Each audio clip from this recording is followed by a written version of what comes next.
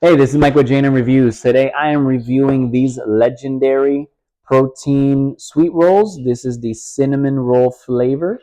So these are great. So if you're looking for like a protein pick-me-up, definitely want to check out Legendary. So I really like their packaging to start with. Very nice. Like it's appealing because the cinnamon rolls like front and center. Colors very nice. So here's on the side. These are the nutritional facts and all of that. So it is a little bit high in fat. Barely has any sugar though, which is nice, which is what I'm always looking for myself. I always want very little sugar. And you can see the other things, other facts here.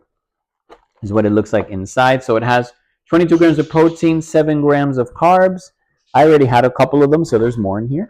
In total, in this box, there are 10. So I've had, between my wife and I, we think we've had like 2 or 3 already. So there's less than 10, but overall there should be 10 inside.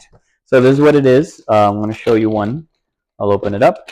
So we have a little package here. So you just break them open. And they look exactly as they would on the packaging. So they look really good. They taste good. I already had several, so I couldn't help myself. And this is what they look like inside. So that is the inside.